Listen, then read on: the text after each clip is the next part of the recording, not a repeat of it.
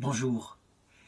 En ce 6 février 1981, dans la journée du vendredi, journée où habituellement, à Châteauneuf-de-Galleur, dans la petite ferme où habite Marthe Robin, une femme qui est connue dans la région pour être une grande mystique, stigmatisée, et que les gens souvent vont voir pour obtenir d'elle des conseils. Dans cette petite ferme où elle habite depuis sa naissance, eh bien, le père Finet, qui est son père spirituel, qui habite avec elle dans cette maison, je dirais, qui sert presque d'annexe religieuse à l'église catholique, il décide d'ouvrir la porte de sa chambre. Il l'a fermée la veille, le jeudi, parce que habituellement, c'est l'époque où elle entre dans une espèce d'extase, où elle revit jusqu'au vendredi à 17h la Passion du Christ.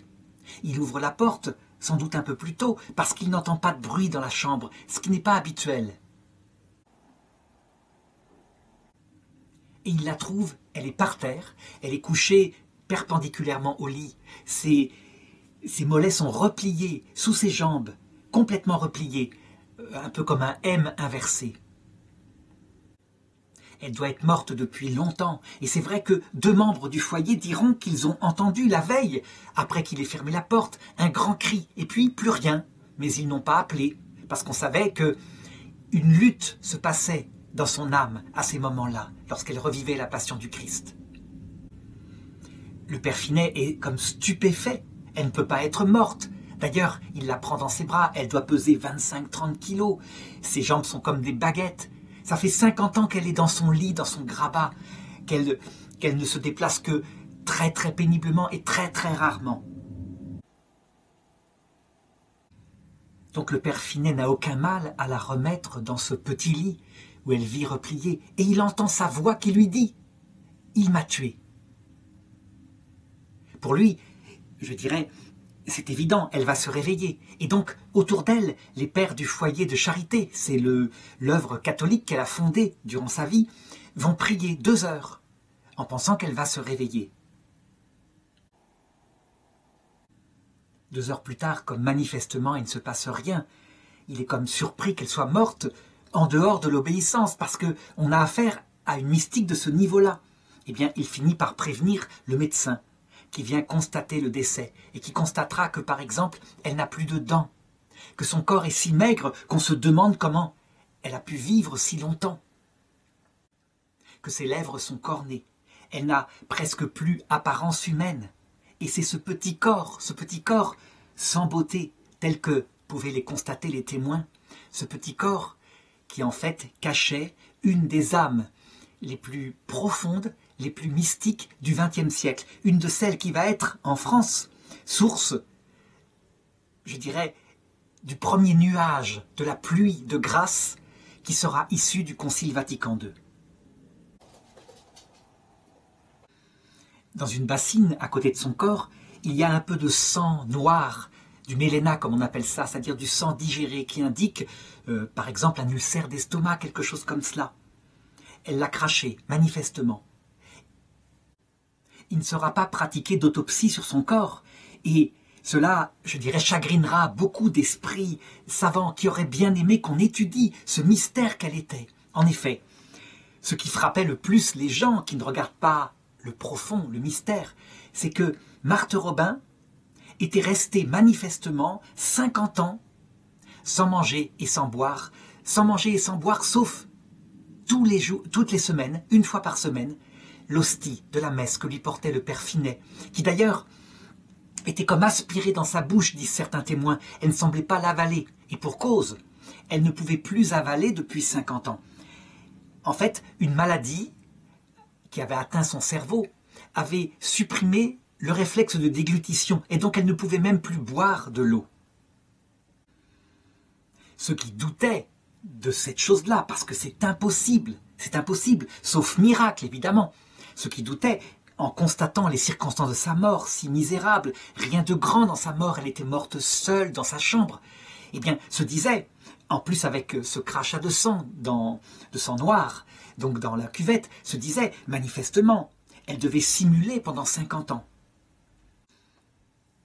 en regardant, je dirais, cette critique de plus près, on se rendait compte que la chose était impossible, que les gens qui l'entouraient étaient des vocations sincères, venus rejoindre le mystère de Marthe Robin, parce que c'était une grande mystique. Et certainement, ils auraient parlé. Ils n'ont pas d'ailleurs manqué d'écrire des livres en racontant toutes les petites anecdotes de sa vie. Jamais il n'y a eu aucun doute sur le fait qui était là. Mais je dirais que Marthe Robin considérait ce fait charismatique immense comme peu important. Et donc elle ne chercha pas à le faire vérifier.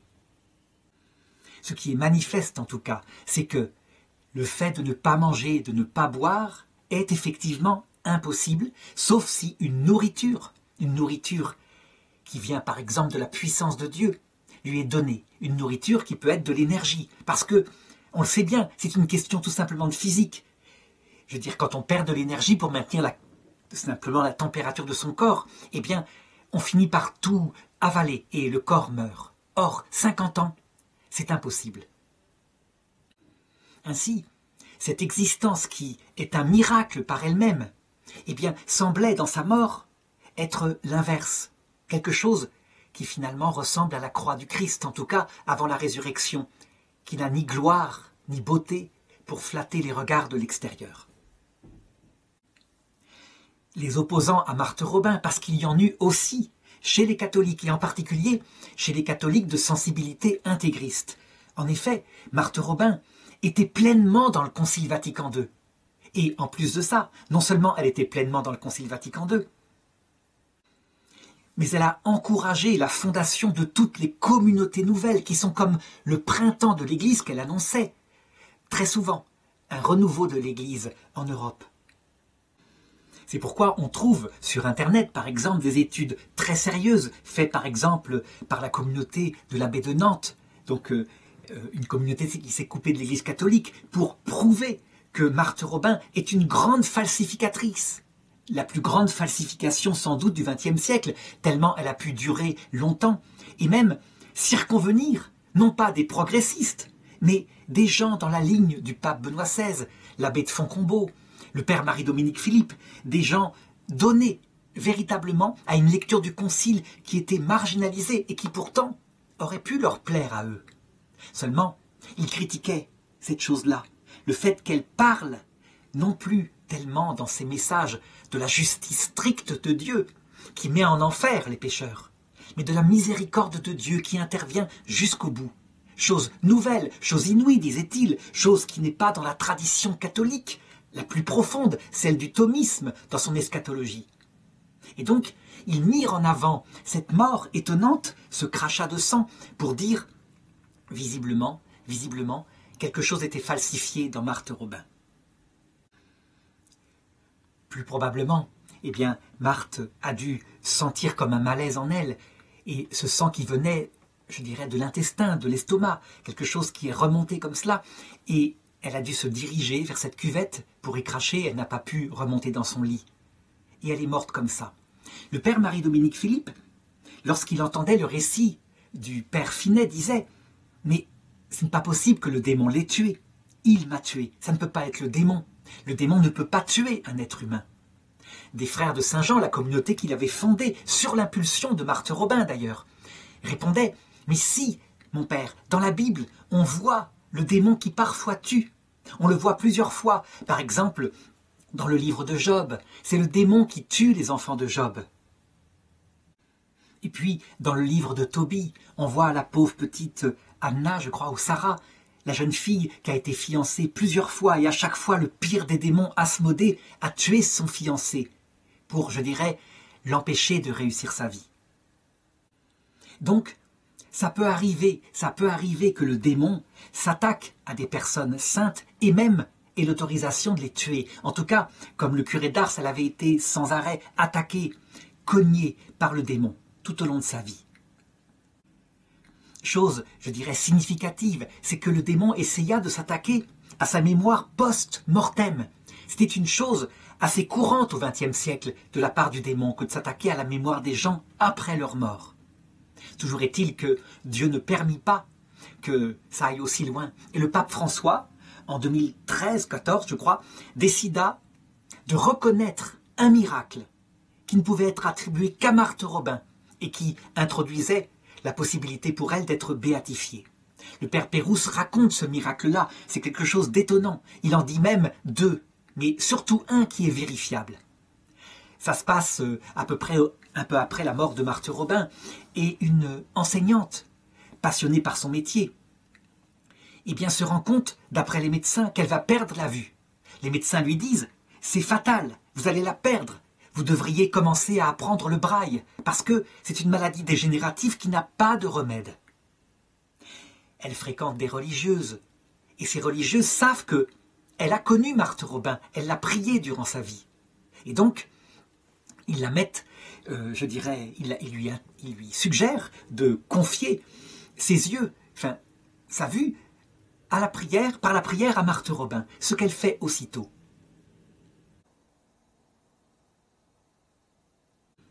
Eh bien, durant la prière qui va être faite pour cela, avec ses compagnons, elle va tomber par terre, et elle va se relever en y voyant parfaitement.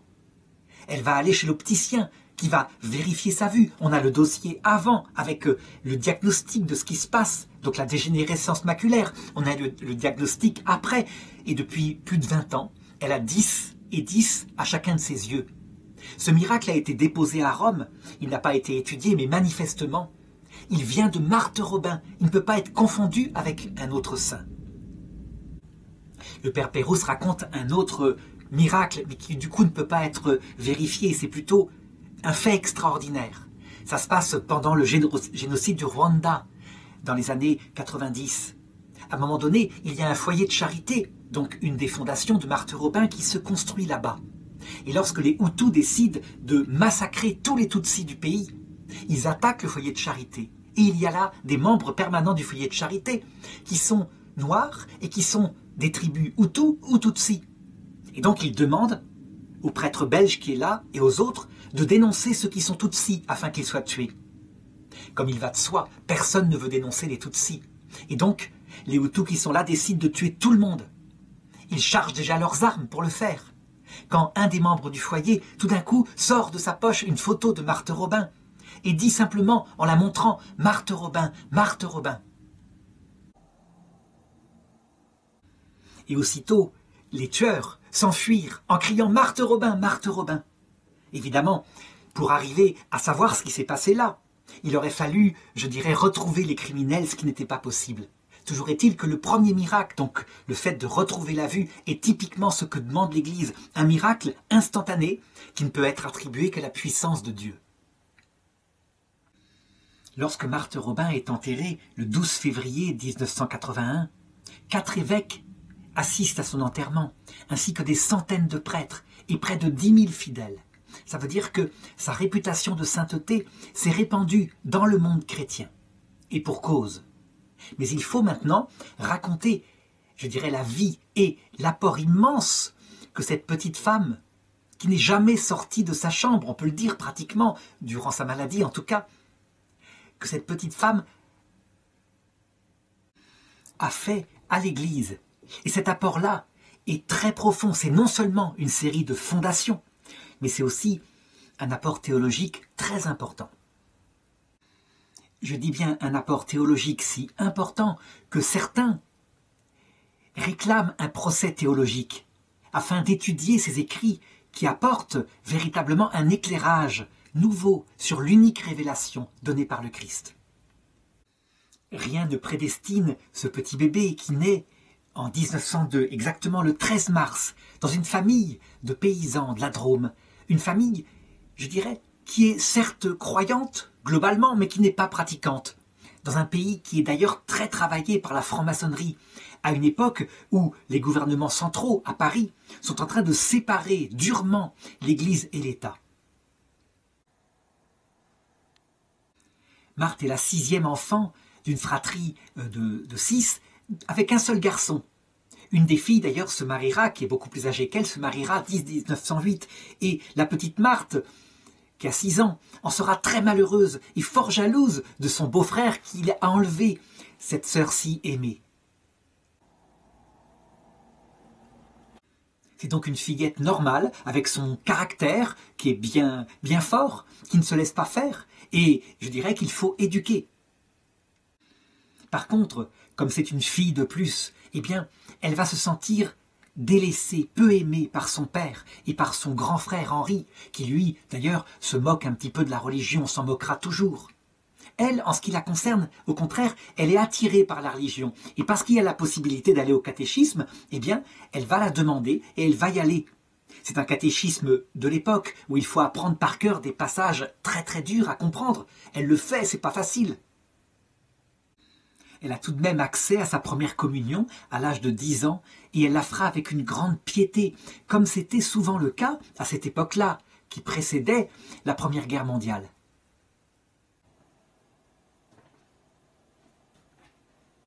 Le christianisme, à cette époque-là, le catholicisme en France était à un sommet de son renouveau. Et véritablement, les enfants qui ont reçu le catéchisme avant la guerre 14 ont souvent gardé la foi jusqu'à la fin de leur vie.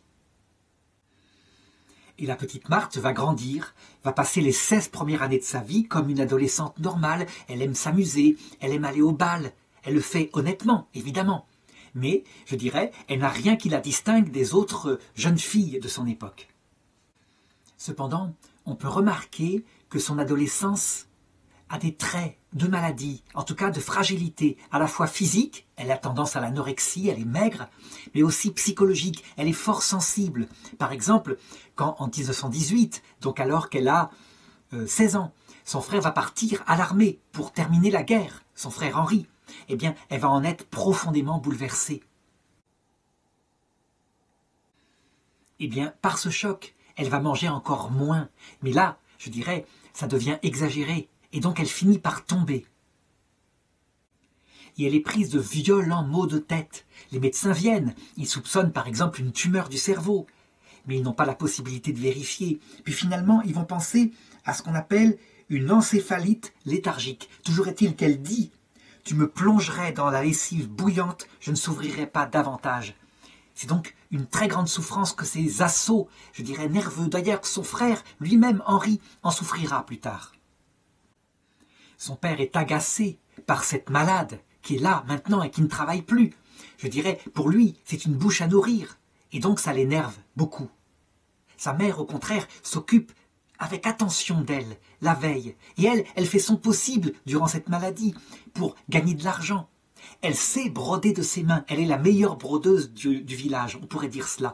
Et donc elle passe son temps à l'été à broder des napperons, à faire des dentelles. Cette souffrance qui la maintient comme ça au lit, à la période où, je dirais, comme jeune fille, elle devrait s'épanouir, a un grand impact sur sa psychologie. On peut dire que cette souffrance n'a pas de sens et que, normalement, chez toute autre personne, ça aurait pu amener à une destruction de sa psychologie. Tout semble s'acharner contre elle pour la faire toucher, je dirais, presque une nuit totale de l'esprit, même si la cause n'est pas mystique, mais simplement, je dirais, d'ordre psychologique. Par exemple, comme on est en 1918, qu'il y a la grippe espagnole, qu'on ne sait pas ce qu'elle a, eh bien, personne n'ose venir la voir. On a trop peur de cette maladie qui va faire 400 000 morts en France. Je l'ai dit, le père et le frère se montent dur avec elle et ne veulent plus la voir, ne s'occupent pas d'elle. Le curé de Châteauneuf-de-Galor, le père fort, va bien essayer de passer la voir. Mais à cette époque, où les choses ne sont pas réglées encore entre les cléricaux, les anticléricaux, eh bien, on va vite lui signifier de ne pas passer. Et donc, il va passer de moins en moins, si bien qu'elle reste vraiment toute seule, délaissée, comme abandonnée spirituellement. Comme traitement, elle a un peu d'aspirine, ce qui est censé, je dirais, diminuer les céphalées. Elle a un peu de morphine, mais très peu, ça n'ira pas bien loin. Et heureusement, parce que c'est une drogue qui peut être addictive. Dans cette situation-là, d'une personne psychologiquement fragile, pas encore ayant atteint sa pleine force de caractère, dans un abandon total dans sa chambre, on pourrait dire que ça aurait pu se terminer par une maladie mentale. Et il va se passer quelque chose qui va se greffer sur cette maladie mentale à partir de 1921.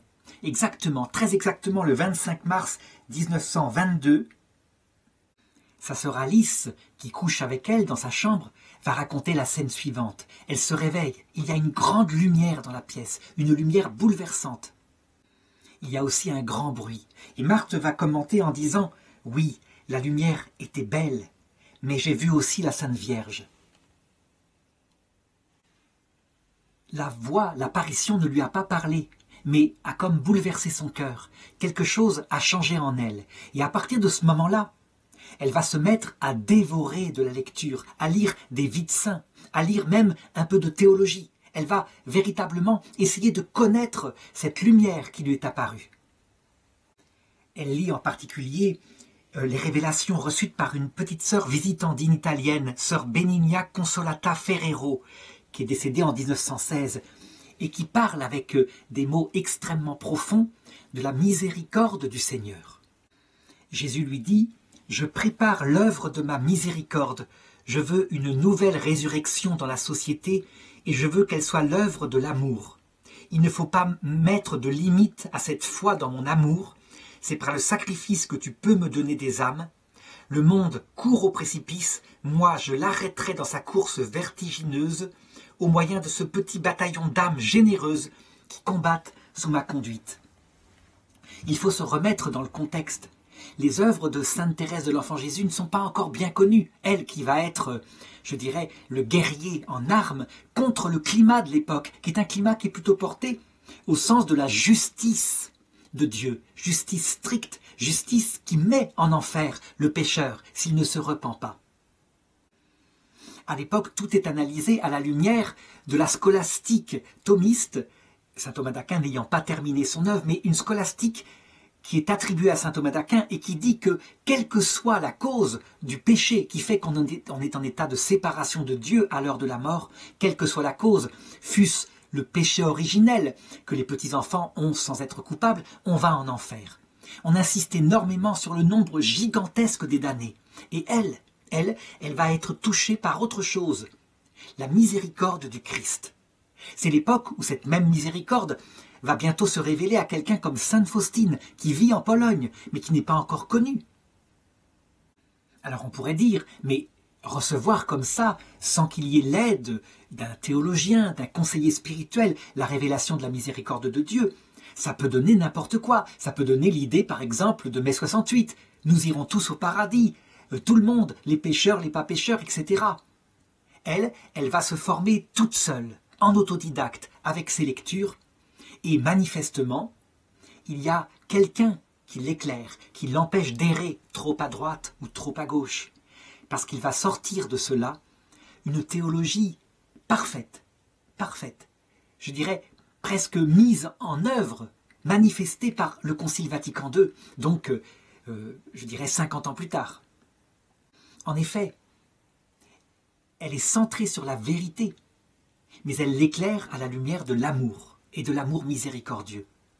Elle n'exalte pas l'amour miséricordieux contre la vérité, comme ce sera fait après le Concile Vatican II par ceux qui l'interpréteront mal. Elle n'exalte pas la vérité de Dieu au mépris de sa miséricorde, comme le faisaient souvent les jansénistes avant l'éruption de sainte Thérèse de l'Enfant Jésus. En elle s'unissent harmonieusement amour et vérité. Et ça c'est la marque que l'esprit qui l'anime, c'est l'esprit du Christ. Toujours est-il que cela se fait dans la lutte. Ça veut dire que Marthe Robin cherche aussi par elle-même. Elle le dira plus tard. Elle dit, dans ces années-là, je me suis débattue avec Dieu. Ou plutôt, on pourrait dire, je me suis battue avec Dieu. Ça rappelle le combat de Jacob avant la rencontre avec son frère Ésaü qui peut le tuer. Et toute la nuit, il se bat avec Dieu et Dieu le frappe et le laisse boiteux. Eh bien, Marthe Robin sortira transformée de cette épreuve qui se fait certes avec la lumière de Dieu, mais je dirais en même temps dans la nuit qu'elle a connue. Elle ajoutera par rapport à cette épreuve, je ne souhaite à aucune d'entre vous de lutter comme cela avec Dieu. Il y a en effet un mystère qui la bloque encore.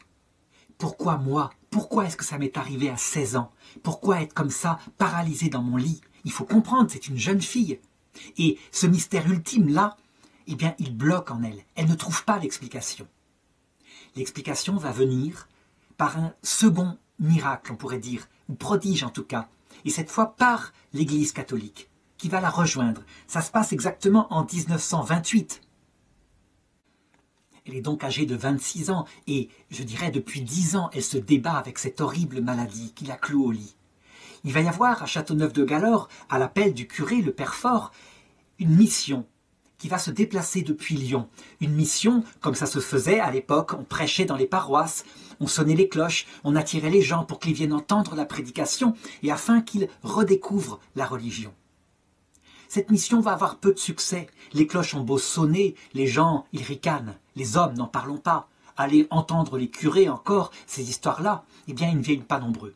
Si bien que les deux prédicateurs, qui sont en fait des capucins, vont aller visiter les malades de la région.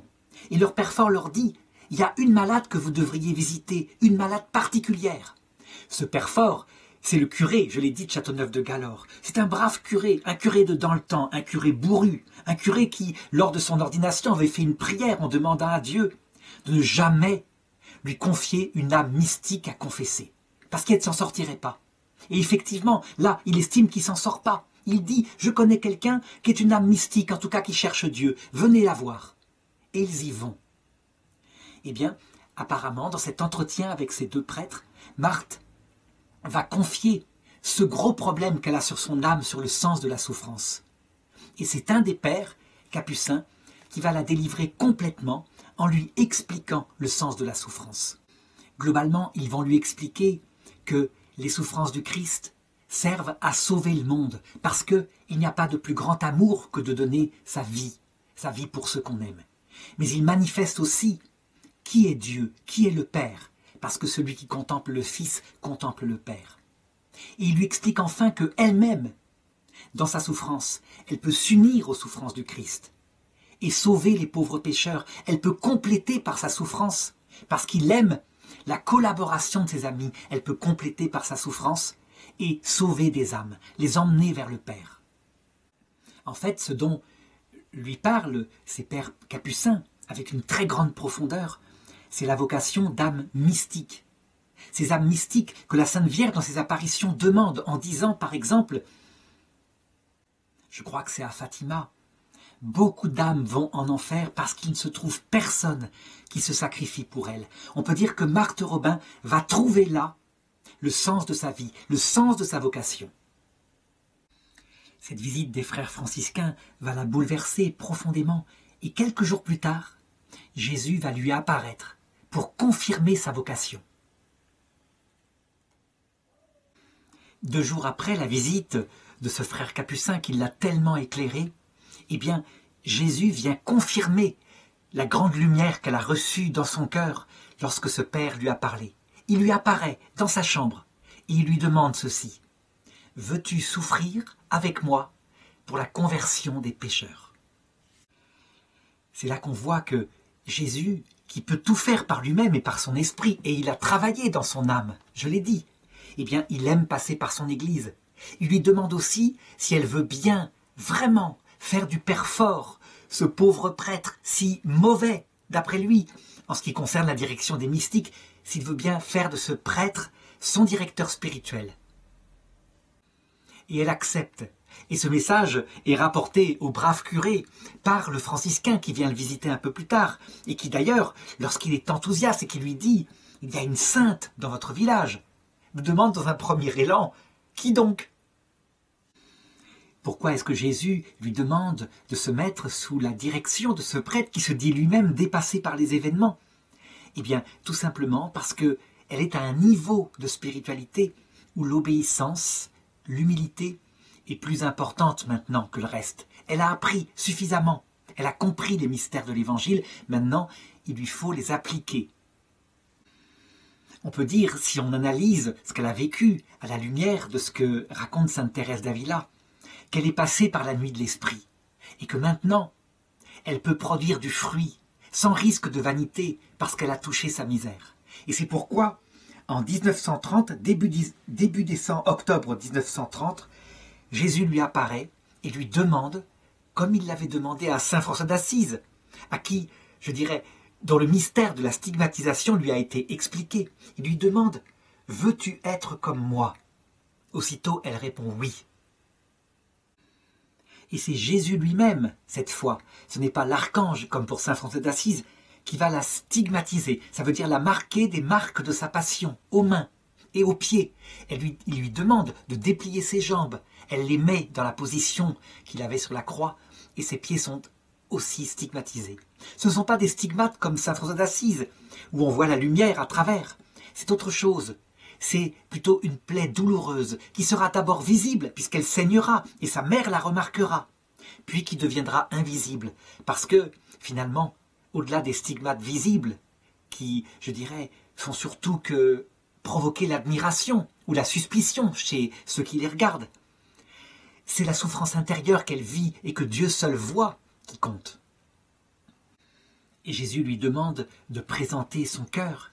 Elle le présente et, de nouveau, un dard sort de son cœur et transperce le cœur de Marthe.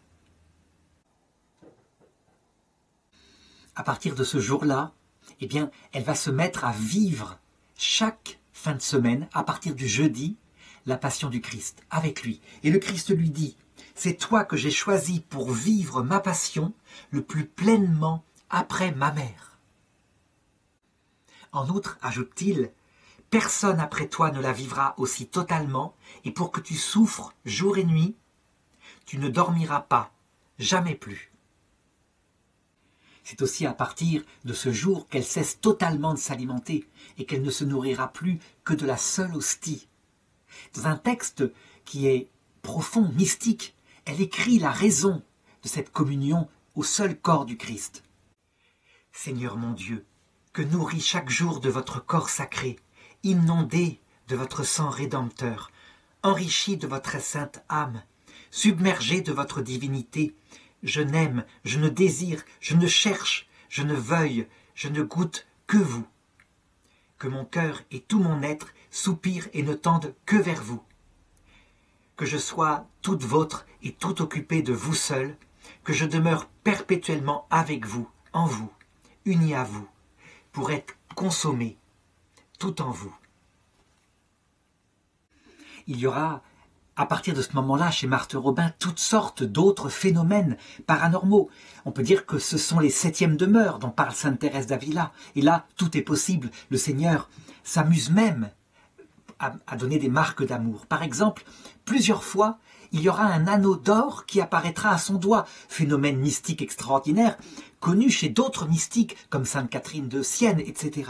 Et qui signifie, évidemment, des épousailles mystiques. Eh bien, lorsque Jean Guiton lui demandera ce qu'elle pense de cet anneau d'or, elle répondra « C'est superficiel. Il faut dépasser tout cela, sans faire d'histoire. L'anneau d'or, je l'ai vu à mon doigt, je crois, une douzaine de fois. Mais laissez-moi vous dire qu'il est bon de l'avoir, c'est encore mieux de ne pas l'avoir. Ce que vous appelez la vie mystique, elle est en nous, elle est en vous aussi bien qu'en moi. Cela consiste à tenter d'être un avec Jésus. Au début, j'étais encore dans les images. Maintenant, j'ai outrepassé ces images. Je suis dans les attributs de Dieu pour m'enfoncer dans ce que vous appelez l'essence. J'ai même fait un progrès à l'intérieur de cette essence. »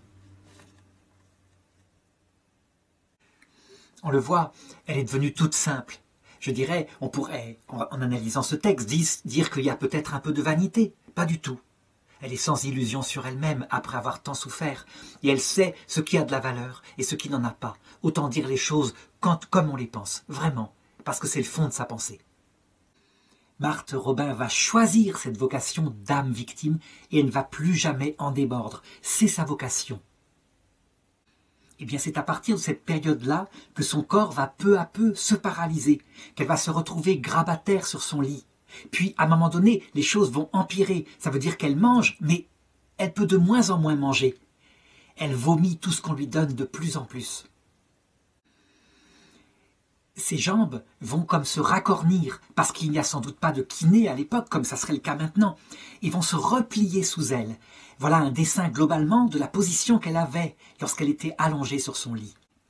On le voit, ses pieds sont repliés sous elle, comme cela. Alors il faut ici que je m'arrête pour je dirais, suivre les médecins qui sont passés la voir, et en particulier un psychiatre. Un psychiatre de la grande école qui s'est développée à Paris avec le docteur Charcot, l'école qui étudie ce qu'on appelle maintenant le trouble de transfert. L'hystérie, on l'appelait à l'époque. Ce trouble de transfert, en quoi consiste-t-il? Eh bien, en des symptômes physiques, extérieurs, extraordinaires, des paralysies par exemple. Et le docteur Charcot mettait en scène devant ses étudiants à la Salpêtrière à Paris une personne, une femme hystérique, donc avec ce trouble de transfert, mais dont le corps n'était absolument pas handicapé par exemple, une rupture de la moelle épinière, mais qui était pourtant sur une chaise roulante, paralysée. Et devant ses étudiants, il pouvait pousser un grand cri avec une voix de stentor. « Je te l'ordonne, lève-toi et marche !» Et la personne se levait, faisait quelques pas. Lorsque les psychiatres observèrent les symptômes qu'avait Marthe Robin, ils se dirent « Manifestement, c'est la même chose. On a tout ce qui peut diagnostiquer un trouble de transfert. Son père qui la rejette et qu'il n'aime pas. Je dirais l'adolescence. Le fait qu'elle est très maigre, que sans doute elle n'est pas regardée par les garçons à cause de cela. Eh bien, sans doute que, inconsciemment ou consciemment, elle a, disent-ils, projeté dans son corps des symptômes terribles de maladie afin qu'on s'occupe d'elle, ce que va faire sa maman. Et son père va réagir au contraire en la rejetant encore plus, ainsi que son frère Henri. Qu'est-ce qu'il faut penser de ce diagnostic? Eh bien, à première vue, on pourrait dire qu'il y a effectivement les données pour aboutir à cela. Le problème, c'est qu'il y a quelque chose qui ne colle pas. C'est que dans les troubles de transfert, dans l'hystérie, eh bien, les personnes sont désaxées dans leur tête. Elles partent dans des délires, dans, par exemple, beaucoup de vanité, du mensonge. Pour Marthe Robin, ce qui va la caractériser, ce qui va frapper les gens, c'est sa simplicité, son bon sens. Elle a les pieds sur terre. Elle a une foi extrêmement solide, mais elle a les pieds sur terre. C'est tout, sauf chez elle, des délires qui pourraient se manifester facilement. Il suffirait de la faire parler sur ce qu'elle pense d'elle-même, etc. Non, elle ne pense qu'aux autres. C'est comme si, je dirais, dans cette maladie qui se développait, un esprit s'était emparé de sa souffrance et l'avait transfigurée, non pas vers l'hystérie, mais vers un don d'elle-même au Christ. Est-ce qu'on peut parler de sublimation? Peut-être que certains psychiatres pourraient le dire, mais c'est une sublimation sublime, d'ordre spirituel, pas d'ordre psychologique. Ça veut dire que c'est un choix de son intelligence vers cette vocation, et c'est une relation à Dieu qu'elle objectivise et qui fait d'elle une femme extrêmement équilibrée.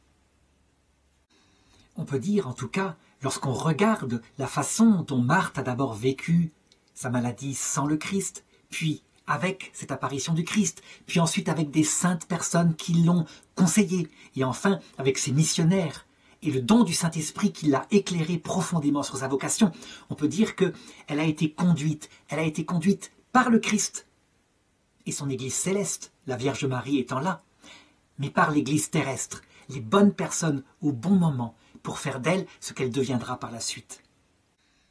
Il y a une chose aussi à remarquer dans ces périodes que vit Marthe Robin. Elle a l'occasion parfois de retrouver un peu la marche, et donc on lui propose de se rendre à Lourdes. Elle laissera sa place à une autre jeune fille, elle ne voudra jamais y aller. Elle a aussi au cours de sa vie la possibilité de communier tous les jours, parce qu'il y a un prêtre en permanence dans la maison un peu plus tard, c'est le père Finet. Elle ne communiera que le dimanche. On se dit, comme avocat du diable, est-ce qu'elle ne renonce pas à des moyens donnés par Dieu? En réalité, dès cette période-là, toute sa spiritualité est pensée, elle est réfléchie. Et c'est ça qui est étonnant, c'est qu'elle est au bon équilibre, comme il le faut. Par exemple, sur la communion eucharistique, elle écrit encore à cette époque-là, elle dit « Dans la communion eucharistique, Dieu se donne comme dans un acte extérieur, qui est en lui-même un plaisir, une consolation, une joie pour l'âme. La communion ne suppose pas toujours la vertu. On peut communier et se rendre coupable du corps et du sang du Christ. Quelqu'un a dit, on trouve des chrétiens qui communient tous les jours et qui sont en état de péché mortel. Mais on ne trouvera jamais une âme qui fasse oraison tous les jours et demeure dans le péché. Si on me proposait de choisir la rencontre avec Jésus dans l'Eucharistie ou dans l'oraison, je choisirais sans hésiter l'oraison, car c'est elle qui donne tout son sens à la communion. L'adoration est le but de la communion et c'est elle qui lui donne sa valeur. Je cite ce passage parce qu'il me paraît manifester le juste équilibre, l'équilibre qui est en elle. Depuis, je dirais, le Concile de Trente, le clergé s'est énormément développé en France et ce clergé a réussi à remettre la piété grâce à la piété qu'il a lui-même appris au séminaire, dans les séminaires nouvellement fondés, par quelqu'un comme Bérulle, la piété sacramentelle, eucharistique. Et la tendance a été d'exalter les sacrements au point qu'à un moment donné, on allait jusqu'à dire que la grâce ne passait que par les sacrements. Ce n'est pas la pensée des grands docteurs mystiques comme sainte Thérèse d'Avila, pour qui les sacrements sont plutôt l'instrument merveilleux par lequel le Christ se donne en vue de l'oraison, et que la valeur de l'Eucharistie est fondée sur la prière qu'il y a avant, et elle augmente la prière après. Dans l'autre extrême, les protestants ont eu tendance à dire « le sacrement ne sert à rien, c'est que du pain, ce qui compte c'est la prière », et donc à mépriser les sacrements donnés par le Christ. Marthe Robin, elle fait comme saint Jean Chrysostome, elle situe le sacrement à sa juste place, exactement, comme un moyen, le Christ qui se fait moyen, qui se donne réellement dans l'Eucharistie, le but étant le cœur à cœur permanent, et on le comprend, s'il vient descendre dans l'estomac, c'est bien pour demeurer spirituellement dans le cœur, le sens est manifeste. Comment est-ce qu'elle retrouve ce juste équilibre? Eh bien, on ne peut pas le savoir, sauf si on comprend que quelqu'un l'enseigne de l'intérieur, la met dans le juste axe, l'axe qui est celui, je dirais, de l'Église, profondément, l'axe de saint Jean Chrysostome, de sainte Thérèse d'Avila, des grands docteurs mystiques. Toujours est-il que de 1928 à 1936, sa formation va encore s'approfondir et que le curé de Châteauneuf-de-Galore, ce curé qui ne voulait pas s'occuper d'une mystique, a été le plus mal exaucé des curés du monde, on peut le dire, eh bien, va venir auprès d'elle sans arrêt. Et je dirais, lui qui n'est pas très bon dans ce domaine mystique, eh bien, il va lui apporter des livres, il va lui apporter, je dirais, une nourriture, il va répondre comme il le peut à ses questions. C'est un homme bourru, je l'ai dit, mais un homme carré. Ça veut dire qu'il constate à un moment donné que des phénomènes étonnants commencent à se produire, comme par exemple, à partir du jeudi, elle vit la passion du Christ. Eh bien lui, il se place dans la chambre, et il est là, et comme elle parle, en même temps qu'elle vit la passion, eh bien il note certaines choses qu'elle dit, ou, je dirais, elle décrit ce que vit le Christ. Il note les choses factuellement, sans les commenter, les phrases. Là, il dit, à telle heure précise, je n'ai pas compris ce qu'elle a dit. Et ça va produire, je dirais, après sa mort, l'édition de ces notes, qui sont sur n'importe quel papier, quelquefois sur un bout de carton, mais l'édition de ces notes qui donne un livre sur la passion du Christ vécue par Marthe Robin. Le 15 octobre 1925, Marthe Robin croit qu'elle va mourir. Et donc, elle décide de prendre chez un auteur spirituel un acte d'offrande qu'elle donne à Dieu et qu'elle prononce.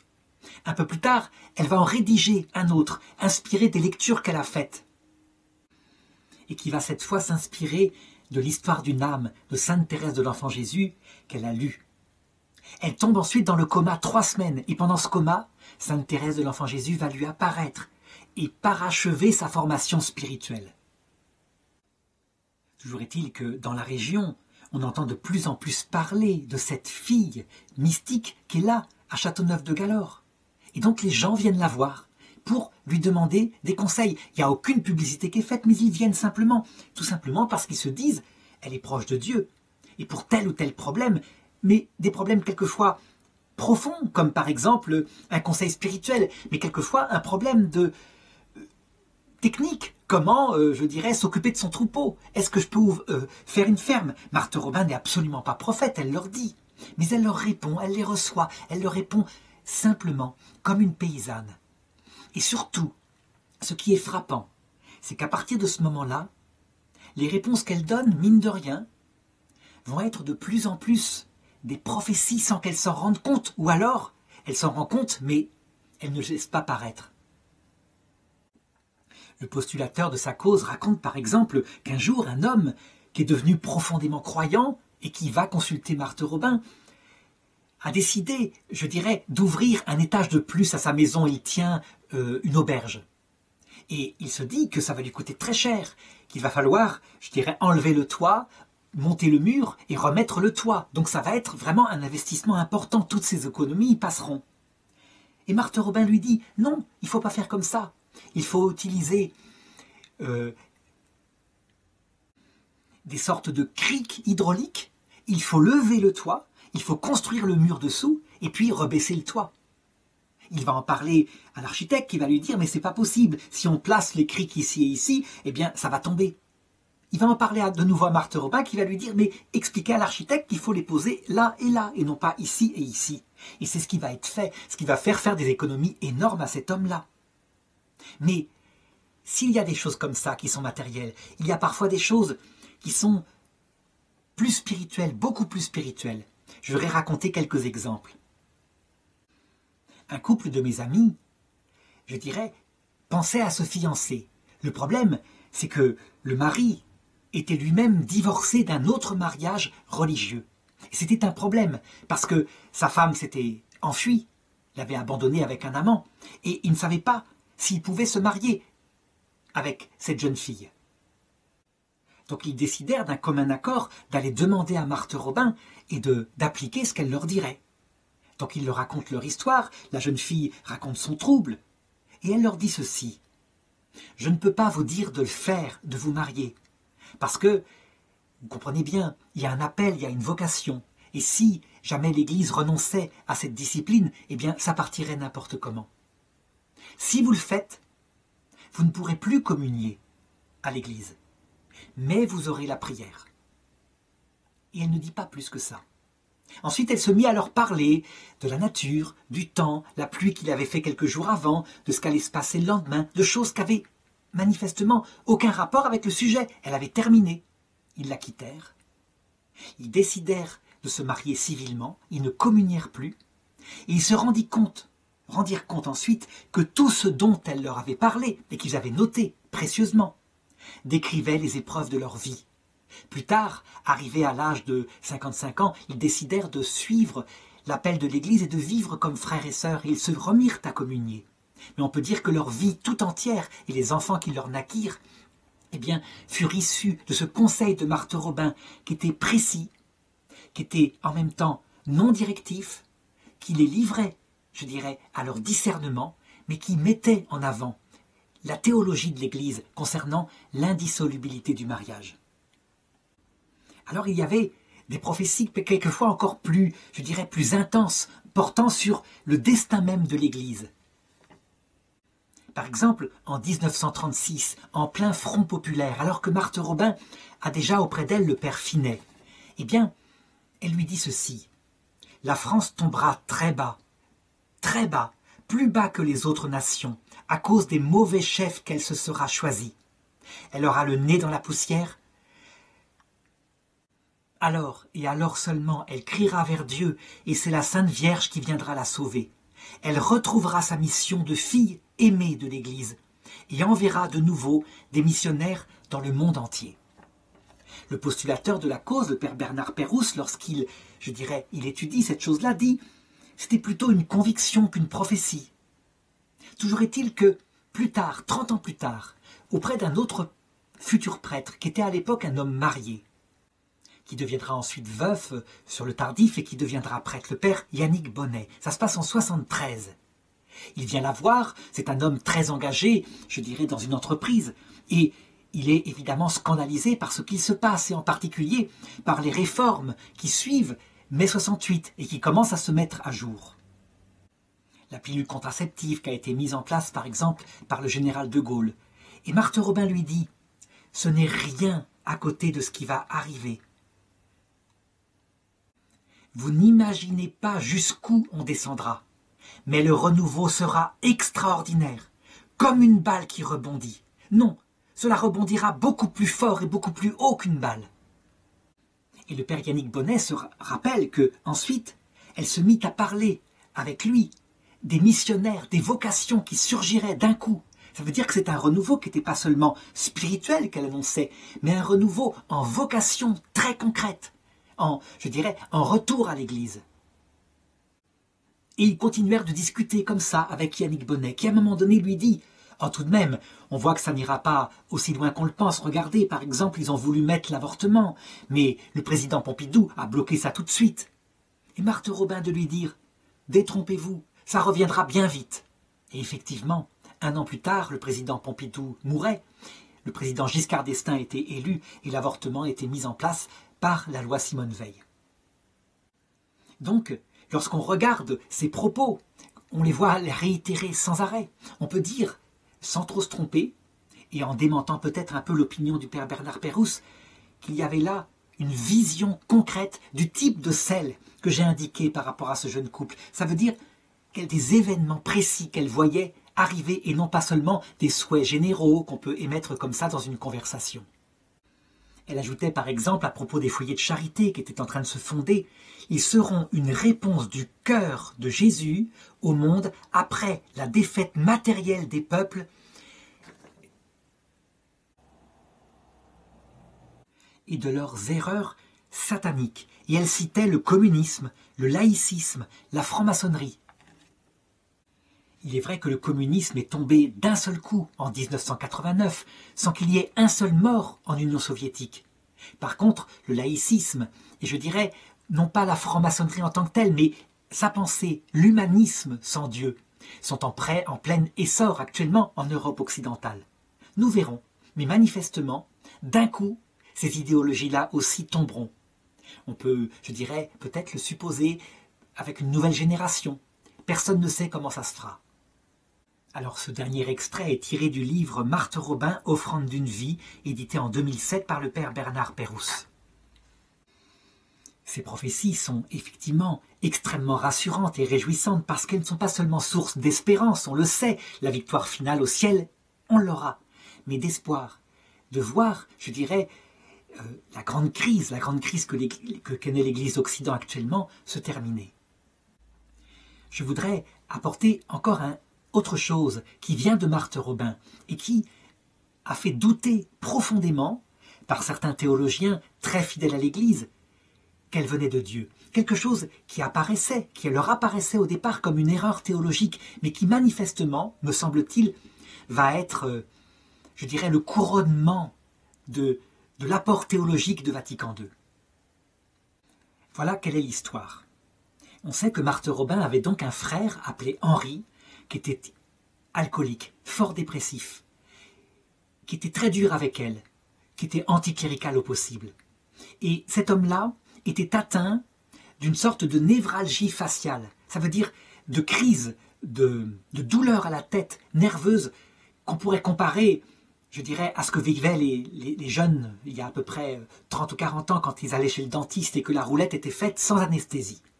Ça l'empêchait profondément de dormir, ça le rendait fou, vraiment fou, si bien qu'à un moment donné, quand les visiteurs commençaient à venir voir Marthe Robin, il n'était pas rare qu'il les chasse violemment. C'est ainsi qu'un jour, il chassa violemment le curé Fort, qui était venu apporter l'Eucharistie à Marthe Robin, et le curé n'osa plus venir à la petite ferme. Toujours est-il que ce pauvre homme, un jour, n'en pouvant plus, et on comprend, à l'époque, il n'y avait pas, je dirais, de médicaments aussi performants que maintenant contre ces douleurs, finit par prendre son fusil et par se suicider dans la maison. Marthe Robin était là, elle n'entendit même pas le coup de feu. On retrouva son corps. Dans la théologie scolastique, classique, on peut dire qu'il y a là un péché mortel, techniquement.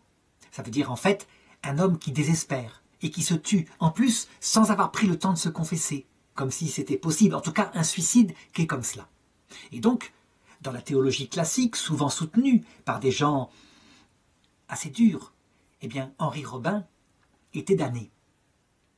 On voit bien au contraire Marthe Robin qui rentre à partir de ce moment-là dans une sorte d'extase mystique et qui se met à l'accompagner dans le passage de la mort, à l'accompagner avec obstination. Ça va durer des jours et des jours, jusqu'à ce que, au-delà de ce suicide, elle obtienne pour lui le salut. Et donc, qu'il entre, je dirais, peut-être pas dans la vision béatifique encore, mais en tout cas, dans la promesse qu'il est sauvé. Elle ne va pas lâcher le morceau. Ça paraît quelque chose d'aberrant.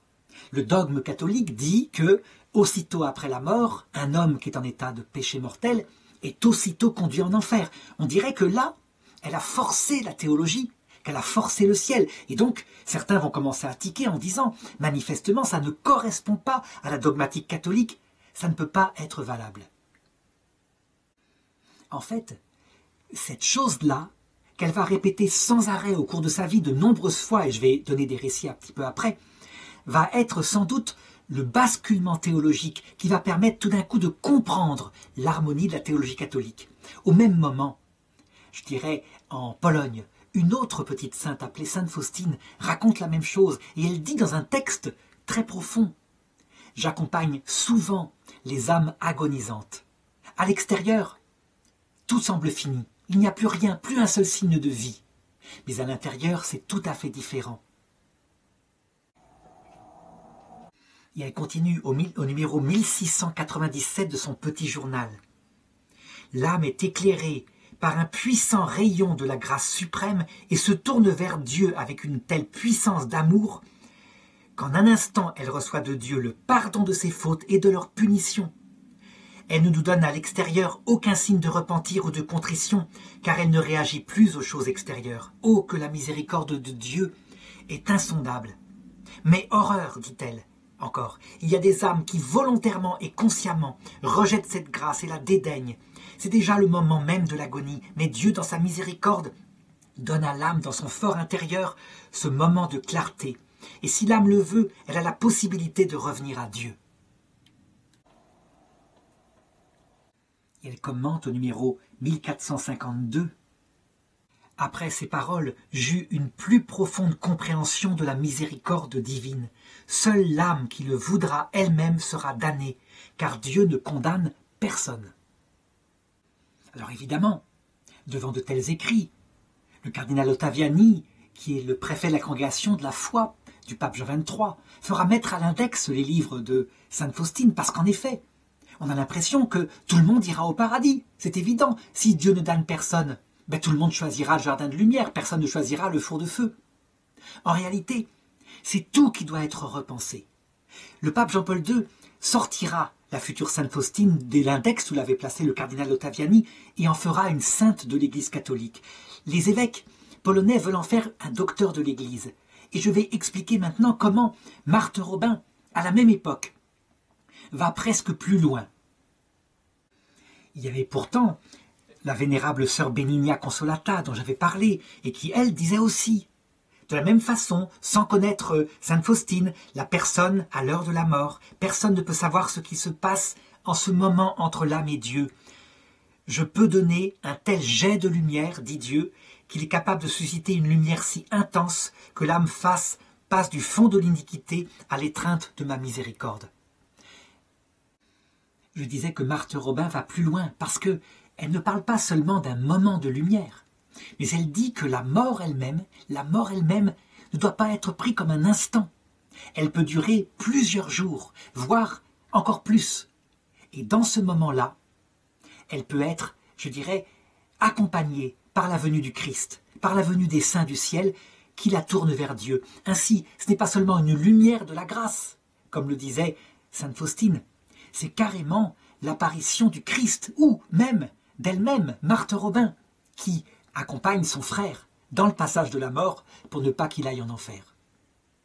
Je voudrais rapporter une série de récits qui vont dans ce sens-là, toujours ce même sens. Alors voilà un témoignage. Un retraitant appelé Philippe Coutel qui m'a raconté ceci. Il était allé en 1979 à une retraite à Châteauneuf-de-Galore et il venait d'apprendre que plusieurs jeunes de ses amis qui faisaient du bateau de plaisance vers Quiberon, le bateau avait chaviré et beaucoup s'étaient noyés. Or, ils avaient une vie dissolue. Ils allaient beaucoup en boîte et c'était la période de la libération sexuelle. On devine ce qu'ils faisaient. Donc pour lui, pour Philippe, ces jeunes-là, ils se demandaient s'ils n'étaient pas damnés, s'ils n'étaient pas morts brutalement comme ça en état de péché mortel. Son idée, c'était de rencontrer Marthe Robin et de lui poser clairement la question. Pendant la retraite, le père Finet, qui la prêchait, sentant peut-être ce qu'il allait poser comme question, avait dit aux retraitants « Surtout, n'allez pas demander à Marthe si vos proches sont morts, s'ils sont sauvés. Et si elle vous disait qu'ils sont en enfer, vous feriez quoi ?» Et Philippe continue, il me dit « Je finis par rencontrer Marthe Robin. Et évidemment, je n'ose pas aborder directement ce sujet. » Eh bien Marthe, comme si elle devinait la question qui était sur mes lèvres, me dit de retourner à la retraite. Et j'y retourne. Un peu plus tard, lors d'une prédication suivante, le père Finet prend la parole et leur dit ceci. Marthe Robin m'a fait savoir que quand des jeunes qui ne pratiquaient pas meurent dans l'ignorance de Jésus, il va se passer plusieurs heures avant le jugement définitif, et même plusieurs jours, où le Seigneur va se montrer à eux dans toute sa lumière, et va leur demander « Veux-tu de mon amour ?» Et en général, les jeunes disent « Oui ». Philippe Coutel me racontait qu'il était surpris parce que le père Finet, qui regardait souvent dans sa direction, ne regardait pas dans sa direction du tout. Comme si, je dirais, il ne voulait pas suggérer que c'était lui, que c'était sa question à lui à qui il répondait. J'ai eu d'autres témoignages, par exemple par un moine de l'abbaye de Fontcombault, le père Maurice de Lesseps. Il me raconte la chose suivante. Ça se passait en 2007. Le neveu d'un de mes amis religieux, un confrère du père André Ranaud des Missions étrangères de Paris, mourut dans un accident de la route dans des circonstances troubles à la sortie d'une boîte de nuit. Son oncle était fort inquiet pour son salut et pensait qu'il était damné. Et voilà le témoignage qu'il me rapporta. Il se rendit pour une retraite au foyer de charité de Châteauneuf-de-Galor. Vers la fin de la semaine, on le prévint que Marthe Robin voulait le rencontrer. Il se rendit dans sa chambre, mais avec une certaine défiance, parce qu'il était naturellement prévenu contre le merveilleux. Or Marthe, qui était d'origine rurale, lui parla durant tout cet entretien de la nature, des travaux agricoles. Il voulut brusquer la fin de l'entretien et se leva pour prendre congé. Alors Marthe lui dit ceci. « Vous savez, père, l'âme reçoit une grande lumière au moment de la mort, et peu d'âmes disent non à Dieu, surtout parmi les jeunes. » Évidemment, on devine comment ce prêtre sortit de l'entretien complètement bouleversé. C'était souvent ça qu'elle faisait, Marthe Robin, entre deux portes, comme cela. On peut dire que, sans arrêt, Marthe faisait comme cela, par exemple à la mort de sa mère. La mère de Marthe Robin mourut et le père Finet lui donna l'extrême onction. Il y eut, juste au moment de sa mort, une grande lumière. C'est alors que Marthe a parlé pendant près de 2 heures avec sa mère. J'en ai été témoin avec Marie-Ange Dumas, mère Laudru, le père Finet et le frère de Marthe. Ce fut une extraordinaire rencontre. Marthe a parlé avec sa mère jusqu'à sa mort réelle. Elle disait souvent qu'il y a un temps entre la mort apparente et la mort réelle. Les assistants n'entendaient que les paroles de Marthe. À la fin, elle a dit à sa mère « Partez maintenant vers les demeures éternelles ». Ensuite, elle retomba dans le silence. Pendant les 9 mois qui suivirent, Marthe vécut le purgatoire de sa mère, peine des sens, puis peine du damne. Ce fut une période affreuse. Marthe appelait le père Finet « monsieur ». Elle ne le reconnaissait pas. Le père était découragé de la voir dans un tel état. C'était plein de mystères. Je ne peux pas en dire plus. Alors maintenant, il faut tout de même se confronter au dogme. Est-ce qu'on n'a pas là quelque chose qui prouve que Marthe Robin ne vient pas de Dieu? Quelque chose d'hérétique? En réalité, ceux qui disent ça, ce sont simplement les théologiens thomistes. Ça veut dire ceux qui suivent l'opinion de saint Thomas d'Aquin, qui lui disait que la mort, c'est pas une durée, c'est un instant où il ne se passe rien. Et que donc, aussitôt après la mort, quelle que soit la cause, on est conduit en enfer si on n'est pas en état de grâce. Marthe Robin, en fait, elle ne sort pas du tout du dogme de l'Église, parce qu'il s'avère que l'Église jamais n'a défini le mot mort dans sa dogmatique. Elle dit bien que aussitôt après la mort, c'est trop tard. Mais en fait, Marthe se contente de prendre le mot mort selon son sens biblique, comme le passage entre ce monde et l'autre. On ne peut pas imaginer à quel point ce petit point de théologie-là, que le pape Benoît XVI lui-même met en avant dans son encyclique Spe Salvi au numéro 47, la venue du Christ à l'heure de la mort, il n'en fait pas un dogme, mais il le propose, tellement c'est bouleversant. Ça change tout. On passe d'une majorité d'hommes qui sont damnés à ceux qui sont damnés, qui sont uniquement ceux qui choisissent librement par un péché contre l'Esprit Saint. Donc face au Christ. Certains disent, mais alors tout le monde va aller au paradis. Si on a d'un côté un jardin de lumière et de l'autre côté un four de feu, tout le monde va aller au paradis. C'est une erreur. Ce n'est pas ça le paradis. Le paradis, c'est pas la jouissance sensible et l'enfer, c'est pas la souffrance sensible.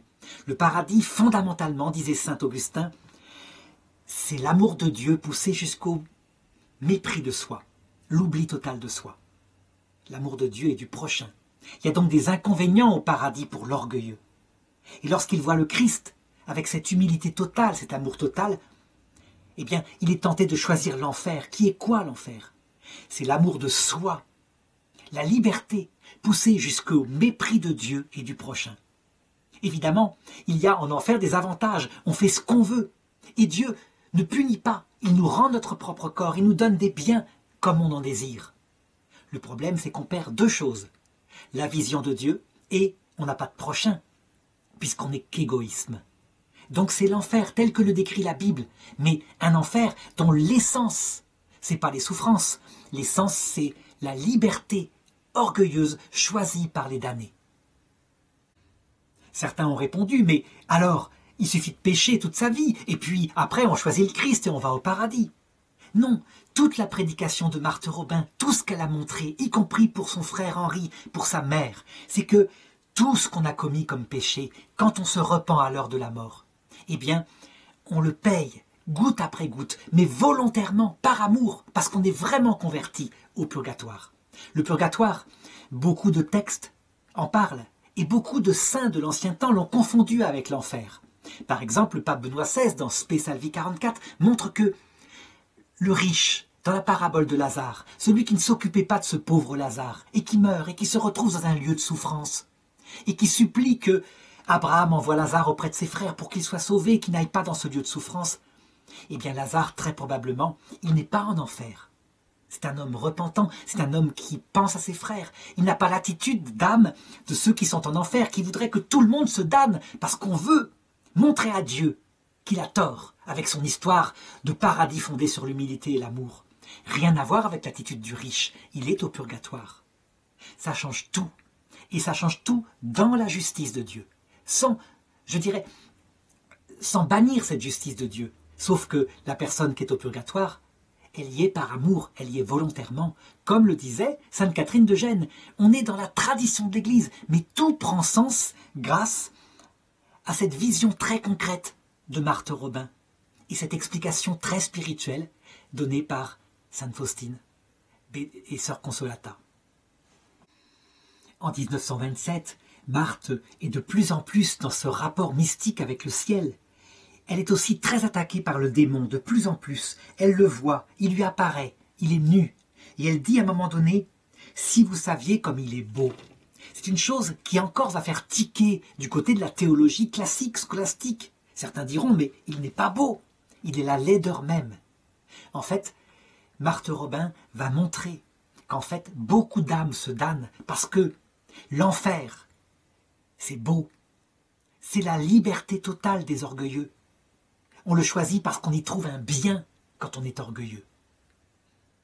Et donc Lucifer, lorsqu'il apparaît, il apparaît dans la noblesse d'un projet. Il n'apparaît pas comme un diable baveux. C'est pas ça. Il séduit l'orgueilleux. Il est séduit parce qu'il propose un projet qui correspond à son orgueil.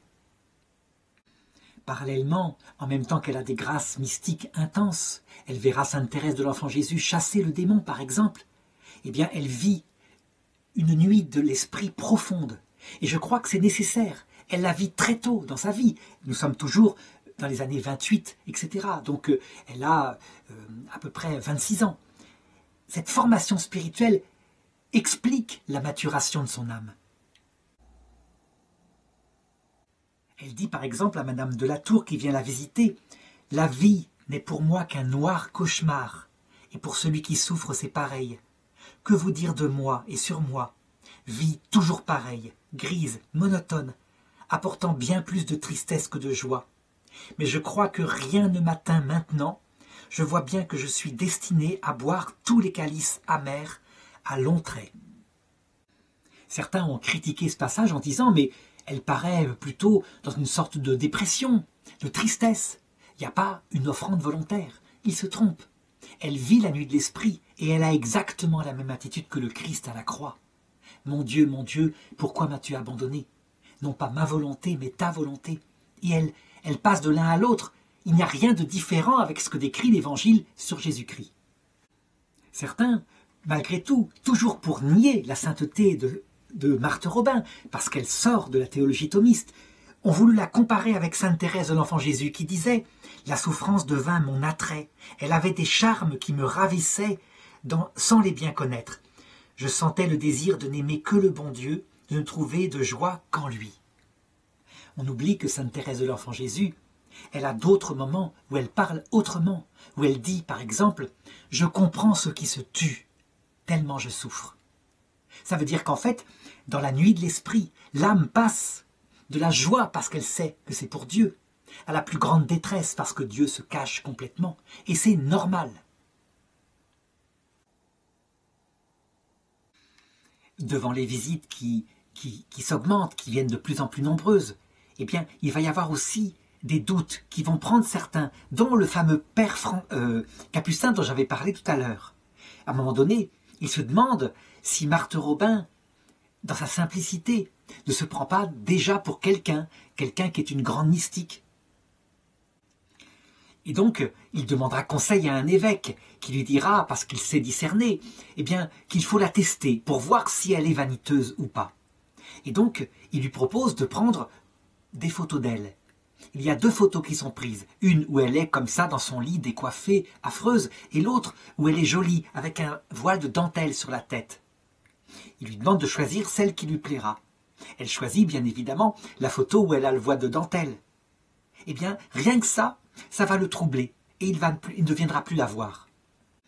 Je crois qu'il y a une autre façon de lire les choses. Je dirais, c'est pas de la vanité que simplement d'être soi-même à un moment donné, c'est-à-dire de préférer la belle photo à la photo qui est mauvaise, tout simplement. À un certain niveau, je dirais, tout cela est tellement vain, tellement secondaire. Le test pourrait marcher pour une jeune fille de 15 ans qui n'a pas connu le désespoir. Mais pour Marthe Robin, à cette époque-là, je dirais qu'elle prend tout, simplement tout. Ce qui est certain, c'est que beaucoup plus profondément, les gens qui viennent la voir en ressortent illuminés à la fois par sa simplicité et par les conseils judicieux qu'elle leur donne. Les évêques de la région enverront de sages théologiens sans arrêt pour la tester, pour voir si elle est une authentique mystique. À chaque fois, confrontés à elle, ils reviendront enthousiastes, avec l'idée que vraiment on a affaire à quelqu'un qui est de Dieu, qui est avec Dieu, et qui, je dirais, est au-delà de la vanité. En 1933, je pense que Marthe est vraiment prête, cette fois, prête à ce que, après avoir semé dans son cœur toutes les grâces qu'il fallait, prête à ce que cela porte du fruit. Et c'est pourquoi Jésus lui apparaît. Il lui dit qu'il lui faut fonder maintenant des foyers de charité, de lumière et d'amour, des foyers où vivront ensemble autour d'un père, d'un prêtre, des laïcs, qui accueilleront des retraites, et que cet instrument-là sera au service du renouveau qui se prépare dans l'Église, au service des fidèles, qui viendront y recevoir beaucoup de grâce. Et ces foyers de charité, ils doivent commencer ici, à Châteauneuf-de-Galorre. Marthe, au début, résiste, et puis elle cède. Elle accepte de commencer par fonder une école de filles, et il y en a bien besoin. Et 7 élèves se présentent. Seulement, il n'y a pas d'institutrice dans le coin, toutes sont prises. Finalement, ce seront 2 institutrices très mauvaises, qui avaient été renvoyées d'une école tellement elles n'avaient pas de pédagogie, eh bien, qui seront employées par Marthe et qui s'occuperont des 7 premières élèves. On voit, ça commence tout petit. Mais cette école de Châteauneuf-de-Galorre, cette école pour filles, elle est encore vivante en 2018 où je fais cette vidéo. Elle est devenue quelque chose de très important. Ce qui est curieux et je dirais significatif, c'est que Jésus, devant ses tout petits débuts, dit « Je veux faire ici quelque chose de nouveau et de très grand pour notre gloire, à cause de toi, à cause de tout ce que je fais et veux faire avec toi, par toi, en qui je veux me glorifier à l'infini. » Devant de telles paroles du Seigneur, Marthe est toute interdite. Et elle le dit. Des histoires de grandeur. Eh bien, Elle se demandait, j'avais peur de me tromper. Je devinais toute la gravité et les conséquences inouïes d'une telle communication.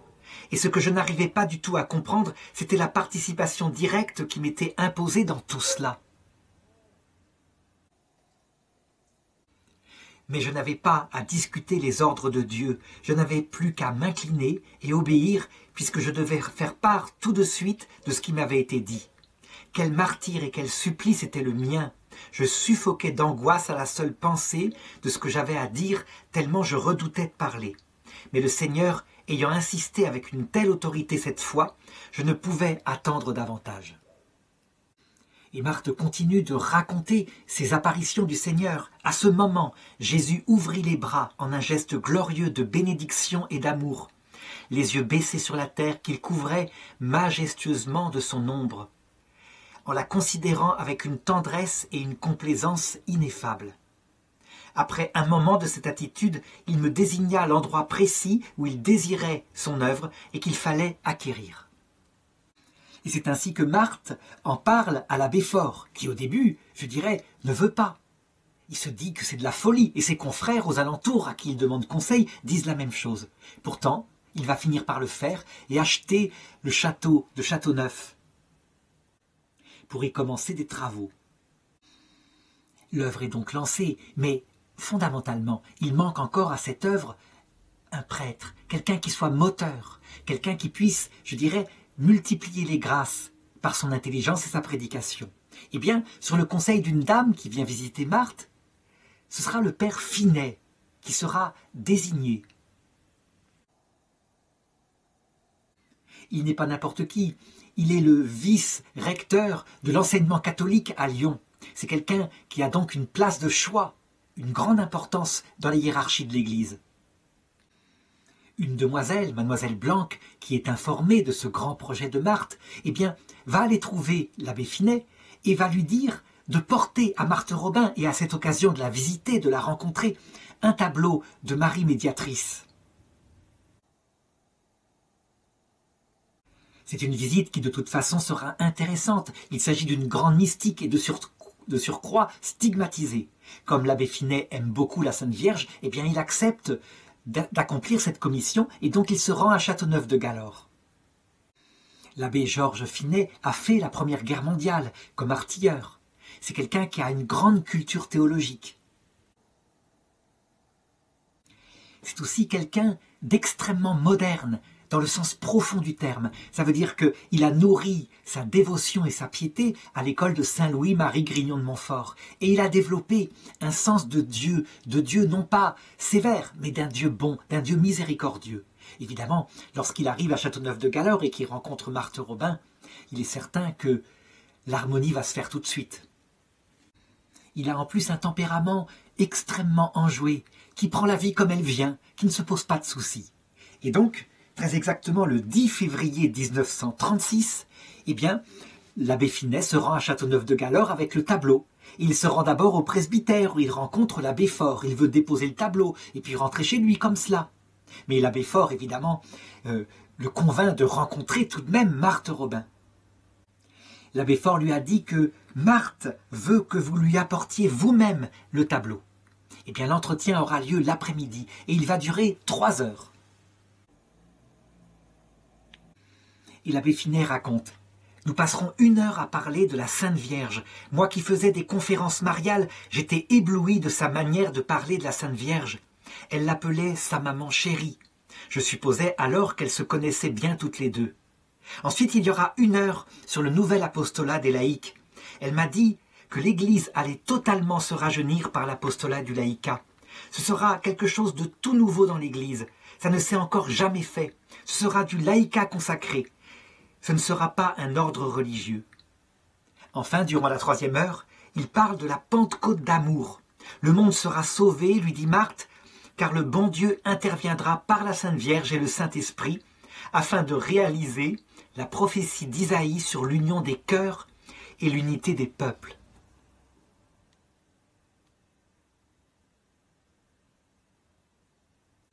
Et ensuite Marthe lui demande, avec un ton d'autorité, elle lui dit: j'ai une demande à vous adresser de la part de Dieu. C'est vous qui devez venir ici à Châteauneuf pour fonder le premier foyer de charité. » Et le père Finet de répondre « Pourquoi faire ? Notamment pour prêcher des retraites, Dieu le veut. » L'abbé Finet se récrie. Et puis il a des objections, il est du diocèse de Lyon, pas du diocèse de Valence. Alors Marthe lui répond « Ne vous tourmentez pas, la Vierge y veillera. » Et sans plus attendre, elle fixe la date du 7 septembre pour la première retraite. Et l'abbé Finet est conquis, et il promet qu'il va en parler à ses supérieurs. Donc il en parle d'abord au directeur de l'enseignement catholique à Lyon, qui lui dit « Vous devez accepter ». Il en parle ensuite au vicaire général, qui est lui aussi, complètement enthousiaste. Et quant à son père spirituel, il lui affirme, c'est le père Valencin, « Marthe Robin, c'est Catherine de Sienne. Elle ne vous trompera jamais. Elle est d'église. Vous devez faire tout ce qu'elle vous dira. Elle ne vous trompera jamais. Quant à moi, je serai toujours là pour vous aider, vous soutenir et à l'occasion vous défendre. Allez-y, marchez. » Et c'est ainsi que l'abbé Finet va s'engager avec Marthe. Au début, je dirais, il ne peut aller que 3 jours par semaine à Châteauneuf-de-Galore. Et il garde son apostolat sur Lyon. C'est son évêque qui lui demande. Et il lui demande tout simplement pour qu'il puisse justement prendre du recul, juger de cette nouvelle vocation. Et il prêche sa première retraite du 7 au 13 septembre 1936. Il l'a fait selon le plan qu'il a l'habitude de tenir. Ça veut dire qu'il centre sa prédication sur la Vierge Marie. Et ça se termine par la consécration à la Vierge Marie. Mais surtout, ce sur quoi il insiste et qui est nouveau à l'époque, où on exalte le Seigneur Pantocrator, puissant, chef des armées, eh bien c'est qu'il parle de Dieu comme un Père, bon, miséricordieux, et de la Vierge Marie comme une maman qui s'occupe de nous. Manifestement, une telle œuvre déplaît aux démons, et le lendemain, une femme se jettera sur l'abbé Finet et manquera de l'étrangler. Mais lui, toujours positif, toujours joyeux, eh bien il trace son chemin et il continue. Lorsque la guerre mondiale éclate, eh bien, on est en plein travaux de construction du foyer de charité à Châteauneuf-de-Galore. On va faire faillite. Et puis, comment payer les professeurs de l'école qui grandit? Eh bien, au bon moment, alors qu'il n'y a plus d'argent, un chèque arrive et les choses se mettent simplement en place comme ça. Quant à l'entente entre le père Finet et Marthe, eh bien, elle est parfaite. Il y a une harmonie entre ces deux âmes, entre le père et la fille. On entend bien, évidemment, des hurlements qui viennent de la chambre de Marthe lorsqu'elle revit la passion du Christ ou lorsque le démon l'attaque. Mais, je dirais, c'est dans l'ordre des choses, on le sait. Sa vie mystique, elle est connue maintenant. Le père Finet prêche les retraites et Marthe, elle reçoit des gens. On calcule que pendant ces années de son apostolat vont passer dans sa chambre 100 000 personnes à peu près qui vont la rencontrer et parfois plusieurs heures.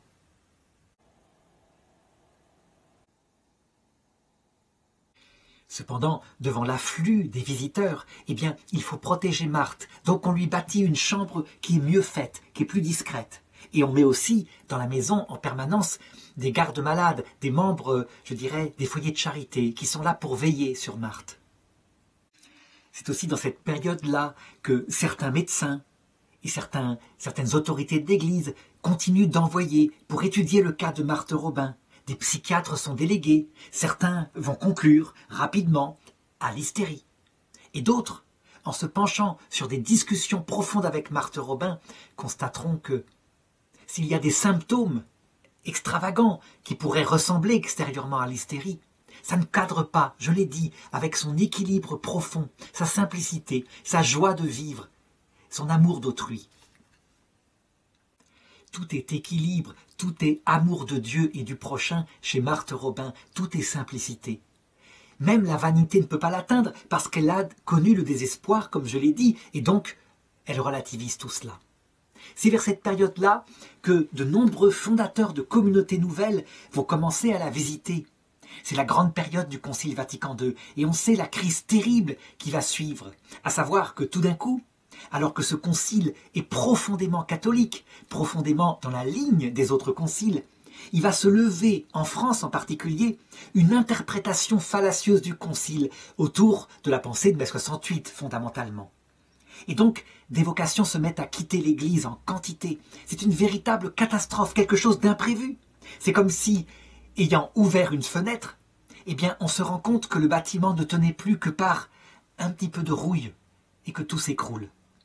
À cette période-là, va se répandre aussi un clergé qui n'accepte plus la piété, la dévotion. Et donc, Marthe Robin est regardée par certains comme quelqu'un, je dirais, d'hystérique, ou en tout cas d'illuminé. Face à cette catastrophe, de nombreuses personnes qui s'alarment pour l'état de l'Église, en France en particulier, viennent trouver Marthe Robin. Je pense en particulier au père Marie-Dominique Philippe. C'est un dominicain qui a constaté, je dirais, à quel point chez les dominicains il y a une crise. Il est formateur, il est professeur de philosophie, et il voit sur le solchoir d'Étiole, l'endroit où sont formés les jeunes dominicains, le drapeau rouge du parti communiste flotter à un moment donné. Des dizaines de jeunes frères quittent l'habit, je dirais, et ceux qui restent quelquefois sont pires. Lui, il donne cours à Fribourg, en philosophie. Il n'est même pas prof de théologie, mais il donne par ailleurs un petit peu le soir des cours de théologie mystique. Et des jeunes, catastrophés par la situation, lui demandent de créer une communauté autour de lui où on puisse se former dans la fidélité à l'Église. Le père Marie-Dominique Philippe ne veut pas. C'est quelque chose qui risque de poser problème par rapport à l'obéissance. Eh bien, à qui va-t-il demander conseil? À Marthe Robin. Il va la voir. Il lui explique ce que les jeunes lui ont demandé. Et Marthe Robin va lui dire « Allez-y, père, faites-le, faites-le. Si vous ne le faites pas, où est-ce qu'ils iront ?» Sous-entendu, où est-ce qu'ils iront se former? C'est une période où, quasiment, dans certains séminaires, on y rentre et on y perd sa vocation si on n'y perd pas sa foi. Et donc c'est ainsi que la communauté Saint-Jean va être fondée. Mais d'autres personnes vont suivre ce mouvement. Je pense par exemple à la communauté du Lion de Juda, qui est devenue ensuite la communauté des Béatitudes. C'est un jeune protestant qui s'appelle Gérard Croissant et qui va la voir aussi. Elle lui dit « Bien, vous êtes profondément catholique, vous n'êtes plus protestant. Allez-y, fondez votre communauté. » Attention, quand elle encourage comme ça à fonder une communauté, c'est une vraie œuvre d'église. Et ça ne veut pas dire que les fondateurs, qui sont là, qui le font avec tout leur zèle, ne sont pas exempts de péché. Il y aura des chutes parmi les fondateurs plus tard. Mais bien après la mort de Marthe Robin, il y aura surtout de magnifiques réalisations. On peut dire que le renouveau de l'église, là, autour de la miséricorde de Dieu, est en train de se faire. C'est du nouveau, ça n'a jamais été vu. Par exemple, aux Béatitudes, on voit des religieux, des prêtres, des religieuses, des laïcs, des familles vivre ensemble, comme ça s'était fait au Moyen-Âge autour de l'abbaye de Fontevraud. Ce ne sera pas forcément toujours une expérience réussie, et l'Église devra parfois recadrer des choses qui ne vont pas.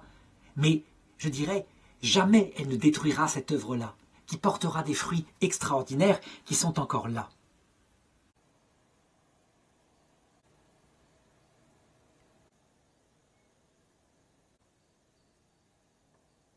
Les foyers de charité, quant à eux, eh bien, ils se multiplient dans l'Église. Des gens arrivent, veulent y adhérer. Et partout, autour de prêtres, de prédicateurs, ces foyers de charité se créent en Afrique, en Amérique du Sud, en Asie, etc. Évidemment, l'Église se pose à un moment donné la question de la reconnaissance des foyers de charité. Est-ce que les membres des foyers de charité devront être des religieux ou des laïcs consacrés? C'est quelque chose de nouveau, et Marthe Robin leur dira « C'est à l'Église de nous prendre tels que nous sommes ». Ainsi, il n'y aura pas de règles, pas de constitution dans les foyers de charité. Les constitutions, dit Marthe Robin, nous limiteraient et nous assimileraient à des ordres religieux. Et Marthe, quant à elle, eh bien, elle est toujours dans sa chambre, dans le noir. Les volets sont tirés, parce qu'à un moment donné, elle a demandé la permission à l'abbé Finet d'offrir à Dieu ses propres yeux. Et elle est devenue, non pas aveugle, mais quasiment. De toute manière, la lumière l'éblouit. Et c'est pourquoi elle vit dans le noir. Elle vit toujours de la douleur extrême avec la passion du Christ. Et en même temps, elle est comblée de grâce formidable et d'apparitions régulières de la Sainte Vierge. Mais ce qui caractérise cette époque, c'est véritablement, avec Sainte Faustine, avec d'autres religieuses, l'apparition d'une dévotion au cœur miséricordieux du Christ, au cœur miséricordieux de la Sainte Vierge. On n'en est plus, je dirais, à l'époque des menaces de l'enfer. Manifestement, on est à l'époque de la révélation de la mesure de l'amour de Dieu. Marthe Robin va décrire cette spiritualité avec précision. Elle dit « Cette Vierge clôt une étape et en ouvre une autre. Elle clôt l'étape des avertissements suppliants, des menaces, même de Dieu au cours de ses multiples apparitions, en France et ailleurs, des derniers siècles. Elle ouvre le temps des débordements de la miséricorde de Dieu en faveur de ses enfants qui n'ont compris ni ses avertissements ni ses menaces. N'ayant pas écouté les prévenances divines, nous avons subi les châtiments annoncés par la Vierge. La miséricorde est inlassable et la Vierge, sans tenir compte de nos fautes, se fait l'expression, voire même le sacrement de la miséricorde de Dieu. Certains seront troublés par cela, en disant « Mais où en est-elle, la justice de Dieu ?» Et donc, ils critiqueront durement Marthe Robin en disant « C'est Vatican II ». Oui, c'est Vatican II, dans la profondeur de ce qu'il est. Marthe Robin est profondément traditionnelle, profondément attachée à toute la dogmatique de l'Église. Et elle ajoute ce que Vatican II demande. Je dirais l'écoute des semences de la vérité qui ont été mises par Dieu dans tous les peuples pour les conduire vers le Christ. Elle ne tombe pas, je l'ai dit, dans l'excès qui consiste à dire que tout se vaut et qu'il suffit d'appartenir à n'importe quelle religion pour avoir le salut. Non, le salut est par Jésus-Christ, c'est évident. Mais il faut regarder chez les autres le positif. En 2018, où je fais cette vidéo, donc 37 ans après la mort de Marthe Robin, jour pour jour, puisque nous sommes le 6 février, eh bien, on peut dire que le Concile Vatican II et les foyers de charité et toute l'œuvre de Marthe Robin n'a pas encore produit son fruit en quantité telle qu'elle l'avait annoncé. Mais qu'on se souvienne de cette prophétie donnée par le prophète Élie dans l'Ancien Testament, où il annonce le retour de la pluie pour bientôt au roi. Et il envoie son disciple Élisée pour voir s'il n'y a pas un nuage qui monte de la mer. Et son disciple revient plusieurs fois et il ne voit pas un seul nuage. Le ciel est écrasant, la chaleur tue toutes les plantes. Et à un moment donné, il revient et il dit à Élie « Je vois un tout petit nuage, gros comme l'ongle, qui monte de la mer, au loin, à l'horizon. » Alors Élie lui dit « Vite, vite, préviens le roi, mettons-nous à l'abri, parce que la pluie arrive en abondance. » Eh bien, c'est ce genre de renouveau que Marthe avait annoncé. Elle sera plus qu'un rebond de balles. Il reste à attendre.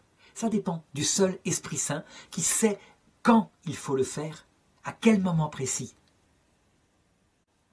L'Esprit Saint, lui, il connaît nos âmes et il sait que si ça vient trop tôt, le temps de désert n'aura pas été assez douloureux pour nous rapprocher de Dieu. Et si ça vient trop tard, personne n'aurait la vie sauve. Donc, ça viendra à l'heure que Dieu décidera avec la cour céleste et la Vierge Marie en particulier.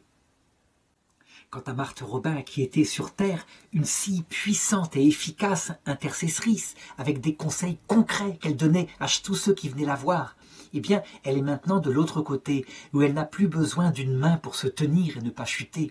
De ses deux mains, elle nous aide. Elle écrivait, avant de mourir, à propos de la mort, « C'est la grâce des grâces, c'est le couronnement de notre vie chrétienne. Elle n'est pas une fin, comme hélas trop le pensent, mais le commencement d'une belle naissance. Elle ne marque pas l'heure de la dissolution d'une créature, mais son véritable développement, son plein épanouissement dans l'amour. Elle complète notre possession dans la vie divine. Elle en supprime les obstacles qui, ici-bas, nous empêchent d'en jouir à notre aise. Elle nous permet de vaquer librement à l'éternel amour, d'avoir conscience qu'il se donne à nous et de demeurer à jamais en lui. Quand je pense à la mort prochaine, je me dis « Tant mieux, alors, bientôt, je verrai le bon Dieu. » Et ensuite, elle l'annonce. Elle annonce que, invisiblement, plus cachée que tout le monde, sans que personne ne sache que c'est elle, elle passera son ciel à venir nous aider sur la terre. Elle comprendra notre détresse, elle entendra nos prières, et elle obtiendra du Seigneur, toujours cachée comme étant la dernière, la grâce qu'il nous faut